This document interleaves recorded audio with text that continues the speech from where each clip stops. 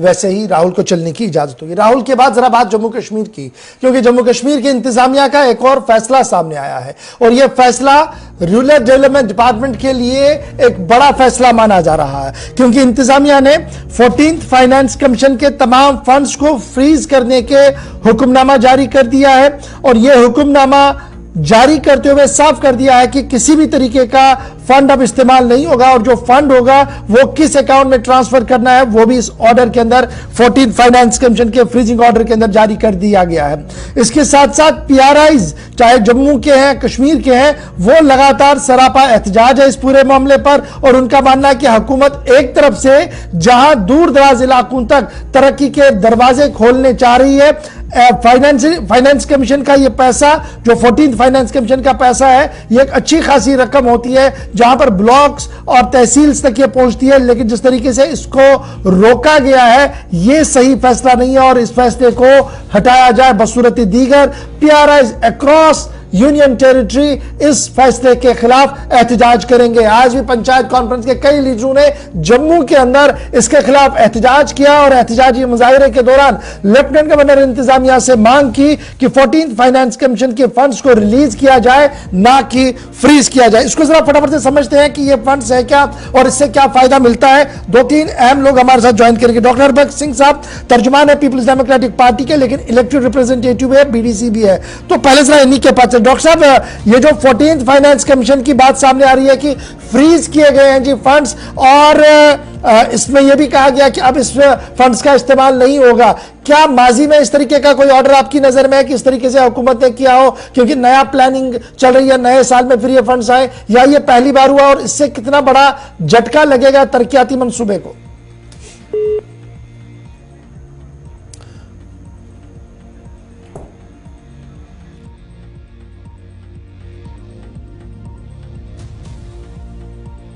अब अभी मेरे साथ बीडीसी है, ये बराह रास्त मेरे साथ ज्वाइन कर चुका। मंजूर साहब बहुत शुक्रिया जी ज्वाइन करने के लिए। ये जो सरकार का ऑर्डर है इस पर आपका पहला रिएक्शन कि 14th फाइनेंस कमीशन के फंड्स को फ्रीज किया जाए। आप एक इलेक्टेड रिप्रेजेंटेटिव है, हसास इलाके को रिप्रेजेंट करते हैं, किस तरीके से आप सरकार के इस फैसले को देखते हैं और कितना जायज और जेन्युइन है?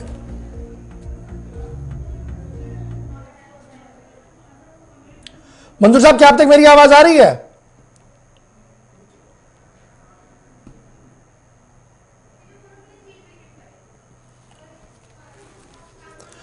बड़ी खबर हम आपको बता रहे हैं, जहां पर लगातार सरकार के फैसले तो आ ही रहे हैं, उन्हीं फैसलों के बीच इस वक्त की अहम खबर हम आपके सामने रख रहे हैं, जहां पर सरकार ने 14th फाइनेंस कमीशन की जो पैसे थे उन्हें फ्रीज किया है और बाकायदा तौर पर ऑर्डर के अंदर फ्रीज का ऑर्डर लिखा गया है और सभी वीडियो से कहा गया है कि इस ऑर्डर की इंप्लीमेंटेशन कराई जाए।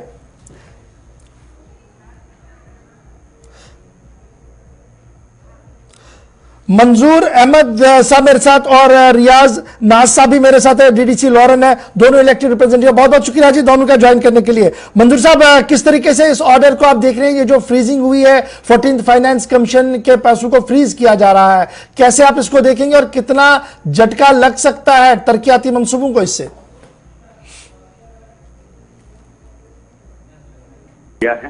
मैं मानता हूं कि एक बड़ा लॉस है हमारे जम्मू कश्मीर के लिए, क्योंकि आपको मालूम होगा कि आज पंचायत 3 जो सिस्टम है, पहले इसमें बड़े लिखे पढ़े लोग आए हैं, तो आज अपनी तरीके से हम सब लोग इकट्ठे हैं कि हम कैसे डेवलपमेंट को अच्छी तरीके से करेंगे, मगर ये हमारे लिए एक बड़ा मतलब बोझ बन गया है, क्योंकि इससे मुझे लगता है कि डेवलपमेंट में बहुत सारी कमी आ जाएगी, क्योंकि ऑलरेडी हम सफर कर रहे हैं। हमने प्लान पहले से टाइम से ही दिया है कि अभी अगर मैं अपनी कॉन्स्टिट्यूंसी की बात करूं, डीडीसीआर पर हूं मैं, तो लगभग मेरे 30 लाख से ज्यादा पैसा जो है वो भी जाया हो रहा है, क्योंकि 6 महीने से पहले हमने इनको कन्वे करके रखा कि हमारा पैसा जाया हो रहा है। मैं समझता हूं अगर किसी जगह हमारी पैसे जाया हो रहा है तो वो एडमिनिस्ट्रेशन की गलती है, क्योंकि एडमिनिस्ट्रेशन हम वक्त पे प्लान देते हैं और उसके बाद भी हम बार बार इनको कन्वे करते हैं कि हमारा पैसा जो है ये लोगों का पैसा है, ये अच्छी तरीके से खर्च हो ताकि डेवलपमेंट अच्छी होगी। जो मरकजी सरकार का जो एक सपना था, हम चाहते थे कि हम इस सपने को पूरी तरह से ग्राउंड पे लाएंगे, कि हम चाहते थे जितने भी डीडीसी मेंबर या 5 सरपंच लोग हैं, हम सब इकट्ठे, हमारा एक ही आवाज है, एक ही मकसद है कि हम लोगों को कैसे तरीके की डेवलपमेंट देंगे। मगर हम मानते हैं अगर किसी जगह हमारा पैसा वापस जा रहा है, हमने वक्त पे प्लान दिया है, चाहे वो सरपंच साहब है, पंच है, डीडीसी है, बीडीसी है। मैं अपनी बात करूं, मेरा तो पिछले साल 30 लाख से ज्यादा इन्होंने जाया किया, इस साल भी मुझे लगता है तकरीबन 30 लाख से ज्यादा जाया हो रहा है। मैं मानता हूं इसका फेलियर जो है ये एडमिनिस्ट्रेशन की वजह से हमें हो रहा है। रियाज साहब, कैसे इसको आप देखेंगे? एक तरफ से एडमिनिस्ट्रेशन लगातार ये कह रही है कि जी हम पीआरआईज को स्ट्रेंथन करते हैं, इस निज़ाम को मजीद मुस्तहकम फाल बनाते हैं, इनको पॉलिटिकल एम्पावरमेंट दे रहे हैं, इनको इकोनॉमिकल एम्पावरमेंट दे रहे हैं ताकि ग्राउंड जीरो पर आकर ये मजीद काम करे। जब ये सरकार को फैसला लेना था, इंतजामिया को फैसला लेना था कि 14th फाइनेंस कमीशन के पैसों को फ्रीज किया जाएगा, क्या आप लोगों से कोई सलाह मशवरा इस बारे में हुआ कि इसको हम फ्रीज कर रहे हैं, क्यों कर रहे हैं, कब तक डिफ्रीज करेंगे, कोई बात?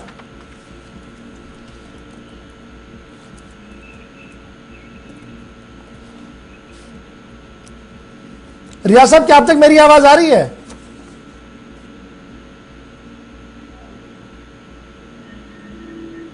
एक बार जरा रियाज साहब के साथ जरा राब्ता क्लियर करें। मंजूर साहब, ये बताइएगा, चूंकि आपके साथ मेरा राब्ता है, जरा फटाफट से ये बताइएगा, ये जो फैसला लिया गया था, क्या आप लोगों को एतमाद में लिया गया इंतजामिया की तरफ से कि हम ऐसा कोई फैसला लेने जा रहे हैं?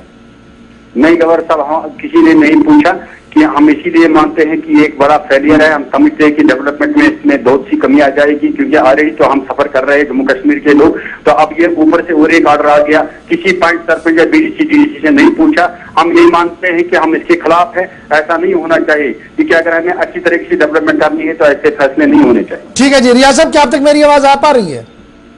जी बिल्कुल आ रही है, वीडियो शायद कनेक्ट नहीं हो पा रही है, वहां पे आवाज नहीं आ रही है। ठीक है, आपकी आवाज आ रही है, आप जरा कंटिन्यू कीजिएगा। सरकार का ये जो फैसला है कि 14th फाइनेंस कमीशन के पैसे को फ्रीज किया जाए और जनवरी की 15 तारीख से ये फ्रीज किया जा रहा है, किया गया है, किस तरीके से इस डिसीजन को आप देखें? क्या ये जायज और सही डायरेक्शन में डिसीजन है या जल्दबाजी में लिया गया कोई ऐसा फैसला है जिससे हमारी तरक्याती मंसूबों पर एक बुरा असर पड़ सकता है? गौहर साहब, पिछले दिनों में जो भी एडमिनिस्ट्रेशन के फैसले आ रहे हैं वो जहन और अकल के परे के ऐसे ऑर्डर्स हैं जिन्हें एक जहन में हम नहीं बसा सकते हैं। जहां पे अभी पिछले दिनों का जो ये एक ऑर्डर था, जहां पे कि गरीब लोगों को उनके घरों से निकालने का था, कि जहां पे भी स्टेट लैंड पे मकान बने हैं, उसके साथ साथ ये जो दूसरा ऑर्डर आया है कि जहां पे 14 FC का जो पैसा है वो फ्रीज कर दिया गया है, तो ये ऑर्डर भी एक PRI होने के नाते से मेरी समझ के भी बाहर है। मैं इस पे जरा रोशनी डालना चाहूं जी, तो ये है कि 2020 में ये पैसा आया और ये पैसा डायरेक्ट पंचायत सेक्रेटरी और सरपंच के अकाउंट में गया। 2021 कोरोना की वजह से, कोविड की वजह से, जहां पे पूरी दुनिया बंद थी, वहां पे भी ये पैसा यूटिलाइज नहीं हो सका। लास्ट ईयर हमने इसमें प्लान बना के काम करना शुरू किया और इसमें काम जो है वो हुआ भी, और अभी भी अगर ये पैसा फ्रीज हो जाएगा तो जो भी डेवलपमेंट के ऑनगोइंग प्रोसेसेस हैं 14 FC के जो प्रोसेस में रखे हैं वो वहीं के वहीं रह जाएंगे, और जो भी कॉन्ट्रैक्टर की लाइबिलिटी है और या जो बाकी पैसा PRIs को देना है तो उसकी लाइबिलिटीज PRI पे आ जाएगी। बड़ा सवाल है मेरे साथ। डॉक्टर अकबर सिंह साहब भी ज्वाइन कर चुके। डॉक्टर साहब, बहुत शुक्रिया जी दोबारा ज्वाइन करने के लिए। ये जो 14th FC की खबर हम चला रहे हैं, कितना सही डिसीजन आपकी नजर में, चूंकि आपने एडमिनिस्ट्रेटिव पार्ट को भी काफी क्लोजली देखा है, जो डिसीजन हुआ है कितना राइट डिसीजन है और कितना रॉन्ग है? बड़ा अनफॉर्चुनेट है कि जो भी चीजें जब डेवलपमेंट की बात करते हैं, देखो 2-3 चीजें हैं। जैसे PRI में अगर एक ही बार साल का प्लान लिया जाता है, अगर फिजिबिलिटी कहीं नहीं होती है, अगर आपने उस प्लान को वेट करना है तो वो भी कहते हैं जी आप नहीं हो सकता, ये जी लैप्स हो गया। वो जो 14th FC का एक होता था जो एक इस सारे सिस्टम से बाहर था, PRI और इसका जो वहां पे डिसाइड किया जाता था डिपार्टमेंट की तरफ से, और फाइनेंस कमीशन ऑफ इंडिया के थ्रू एक रिलीफ मिली थी जम्मू एंड कश्मीर को। तो ये पिछली बार भी जैसे कि कोविड के दौरान आपने लिखा था, आपने सस्पेंड कर दिया। मेरे हिसाब से जो कहने करनी और कसनी में फर्क है कि जितना पैसा ये एलोकेट करते हैं या बोलते हैं जुबान से, उतना ग्राउंड पे नहीं है। और इनकी ज्यादा से ज्यादा कोशिश रहती है कि कम से कम काम हो जाए और हम ज्यादा से ज्यादा बात बोल पाए। आप अगर पीआरआई की बात भी करेंगे, अगर आप देखेंगे तो जितनी बजट कहा जाता है उतना फिर ग्राउंड पे खर्च नहीं होता, उसका 60% भी खर्च नहीं होता, कहीं ना कहीं लैप्स हो जाता है। और जब हम कहते हैं कि नहीं अब ये लैप्स कैसे हो गया, नहीं जिसको टाइम पे टेंडर नहीं हुआ, टाइम पे ये नहीं हुआ, ये बड़ा अनफॉर्चुनेट है जो एक एक करके एक एक स्कीम को खत्म किया जाता है। तो फिर ये स्ट्रेंथनिंग वाली बात कैसे हुई, और ये 4th टायर वाला जमहूरियत को, निजाम को फाल मुतहरिक बेहतर बनाने के जो दावे लगातार हम सुन रहे हैं, क्या ये उसमें पंचर है या उसको और कहीं ले जाने की कोशिश है? कहा उसको देखो, उस सिस्टम को कमजोर करने की कोशिश की जाती है। जो आपको एक एलोकेशन होती थी, एक 14 FC में आपने 50 काम रखे थे, 10 काम रखे थे और पीआरआई में कुछ काम रखे थे, अब वो सारा डिरेल हो गया। अगर हम कहीं पे ग्राम सभा में वो जैसे आरडी प्रोग्राम बनाया था ना, कहते थे नहीं जी ये नहीं करो, ये आरडी 14 FC में रखा हुआ है, और हमने 2-2 साल से लोगों को एक लारा लगा के रखा होता है, नहीं जी आपका काम हो गया, आपका तो 14 FC में रखा हुआ है। बट अनफॉर्चुनेटली ये डिसीजन खत्म, ये सारा खत्म करने से, या पैसा जो फ्रीज हुआ है इसको ये करने से, जो वहां पे आप जो डेवलपमेंट का सिस्टम है उसमें काफी हद तक दचका लगेगा। बहुत शुक्रिया डॉक्टर साहब ज्वाइन करने के लिए। मैं नाज़ साहब आपके पास आऊंगा, हल क्या है जी इसका? क्या एडमिनिस्ट्रेटिव पार्ट पर आप लोग इसको डिस्कस करने जा रहे हैं, एलजी साहब से डिस्कस होगा, कहां पर इसका हल होगा, या मजीद इसको समझने की जरूरत है? हो सकता है स्टेट एडमिनिस्ट्रेशन के पास कोई और प्लान भी हो। देखिए सर, इसमें जहां तक 14 FC के जो बजट का ताल्लुक है, तो उसमें ये बताऊं कि जो रिमेनिंग अमाउंट भी पीआरआई के पास बचा था, जब एडमिनिस्ट्रेशन ने उसका प्लान मांगा तो वो प्लान भी ऑन टाइम पे गवर्नमेंट को दे दिया गया, मगर एडमिनिस्ट्रेटिव अप्रूवल आज की तारीख तक भी नहीं आया हुआ है, और जो कोई काम रुका हुआ है वो सिर्फ और सिर्फ एडमिनिस्ट्रेटिव अप्रूवल की तरफ से की वजह से रुका हुआ है। अगर इस तरह का ये पैसा वापस ले लिया जाएगा, जहां पे रियासत थी और उसमें 14 FC का पैसा आया था, अब 15 FC बाकी रियासतों में है मगर जम्मू कश्मीर में नहीं है जी। अगर ये बचा कुचा पैसा भी जो रिमेनिंग अमाउंट का, किसी पंचायत में 2 लाख है, किसी में 4 लाख है, और ऑन गोइंग प्रोसेस में है ये काम जो है, वो मैं दावे से कहता हूं कि ये चल रहे हैं। अगर ये काम रुक जाएंगे तो स्टैंड स्टिल हो जाएंगे, वो काम नहीं हो पाएंगे। आज भी मैं सेक्रेटरीट में कमिश्नर सेक्रेटरी मैडम से मिलने गया था इसी मुद्दे को लेके, लेकिन वो जम्मू कश्मीर से बाहर हैं, कहीं उनसे मुलाकात नहीं हो पाई। इस मुद्दे को एक डीडीसी मेंबर होने के नाते हम उस हर प्लेटफॉर्म पे उठाएंगे, क्योंकि ये लोगों का पैसा है, ये लोगों की तरक्की का पैसा है, जिसे हम इस तरह नहीं जाने देंगे। बहुत बहुत शुक्रिया जी आप तीनों का मेरे साथ, मंजूर साहब, रियाज साहब और डॉक्टर बख्श सिंह साहब ज्वाइन करने के लिए और अपडेट